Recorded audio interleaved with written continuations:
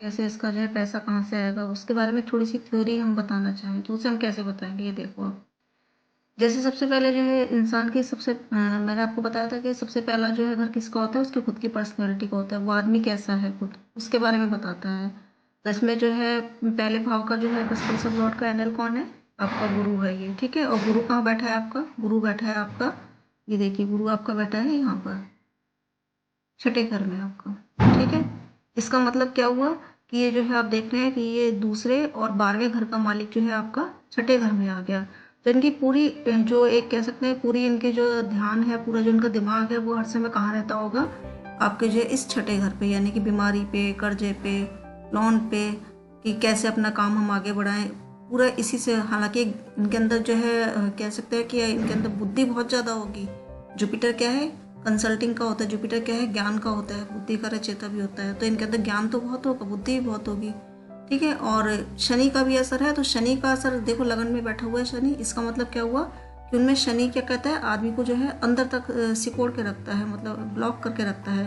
हालांकि उच्च का है ये, 10 नंबर में देख रहे हो तो उच्च का है, लेकिन उसके बाद भी शनि की जो है टेंडेंसी क्या होती है कि ये जो है इंसान को जो है अंधेरे में रखना पसंद करता है। तो ये क्या है, बिल्कुल एकांत में रहना ज़्यादा पसंद करते होंगे, लोगों से मिलना जुलना पसंद नहीं करते होंगे, ये ऑटोमेटिक इनका बिहेव हो जाता है, ठीक है ना? तो ये इनका बिहेव है ही है।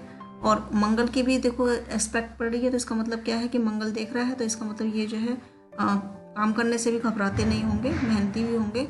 लेकिन फिलहाल क्या है कि जो हमने कस्पल कुंडली से जो कैलकुलेशन कर रहे हैं उसके अकॉर्डिंग हम देखें, तो उसके अकॉर्डिंग तो जो है ये आपका छठे घर में आके बैठ गया है एनल इसका जो है। तो इसका मतलब क्या है कि ये जो है इन्हें परेशानी दे रहा है, ठीक है? तो अब यदि इसकी रेमेडी क्या होगी, सबसे पहले तो ये छठा घर है, जैसे छठे घर को ही हमें सुधारना है, तो छठे घर में से जो है क्या क्या रेमेडीज़ है, चलो रेमेडी का पोर्शन आगे रहेगा। फिलहाल अभी इतना देखिए कि इनका जो है कर्जा और इनका जो है कर्जा और इनके जो है खर्चे और इनका पैसा, ये सब कहाँ आ गया आपके? इनके छठे घर में आ गया है, ठीक है? तो ये इसको एक छोटी सी रेमेडी मैं आपको बता सकती हूँ, अगर ये सुधारना चाहते हैं अपने आप को, तो एक छोटी सी रेमेडी, वैसे रेमेडी पार्ट सारा आगे आएगा। अभी छोटी सी रेमेडी के तौर पे आप इसको क्या करें कि इसको जो है हम यदि जो है ये इनसे कहें कि आप जो है किसी को सर्विस देने का काम करें। सर्विस क्या है? सर्विस मतलब जैसे कि आपके जो है ये गरीब लोग जो होते हैं उनको किसी भी रूप में उनकी सेवा करें, जो मंदिरों के बाहर जो लोग बैठे रहते हैं उनकी यदि सेवा करें, किसी भी रूप में कुछ भी उन्हें दान करें, तो उससे रिलेटेड जो है इन्हें बहुत अच्छा फ़ायदा होगा।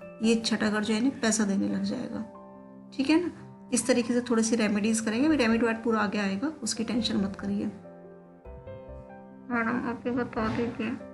नहीं, अभी तो मैं बता दूंगी, अभी बताने में कोई दिक्कत नहीं है, लेकिन ये है कि फिर आप माइंड कंफ्यूज हो जाएगा, है ना? पहले सारे घरों का देख लीजिए, उसके बाद जो है आप आगे जो है समझ लेना इसको। पहले सबसे पहले बेस तो पता लगे, बेस पता लगेगा तभी तो उसकी रेमेडी करोगे ना, ठीक है ना? अब जैसे सेकंड है, सेकंड का यदि हम देखें कि सेकंड का जो है कस्पल में देखें क्या है इसका, तो सेकंड में आप देखते हैं कि सेकंड का जो है आपका ये मंगल है, और मंगल का नक्षत्र लॉर्ड हमने देखा तो यार है वीनस, ठीक है? तो वीनस से मतलब क्या है, एक मिनट रुकिए, देखिए इसमें आ रहा है वीनस, यानी कि दूसरे घर पे जो है किसका हो गया आपका? वीनस का हो गया। वीनस कहाँ बैठे? वीनस बैठे हैं आपके इधर जो है 9वें घर में बैठा है, वीनस आपके 9वें घर में बैठा है।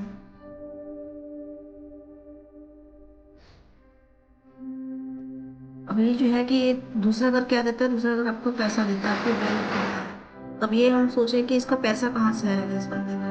भाई कर्म अपनी जगह है, पैसा अपनी जगह है, तो पैसा कहाँ से आएगा इसका? तो हमने दूसरे का जो है नक्षत्र लॉर्ड देखा, अब क्या कहता है? वीनस था आपका, ठीक है? ये वीनस कहाँ बैठा है आपका? वीनस बैठा है आपका 7वें घर में, ठीक है? तो अब आप देखिए कि 7वां घर किसका मालिक है? 7वां घर आपका ये चौथे घर का और 9वें घर का मालिक है, जो कि यह 9वें घर में ही बैठते हैं।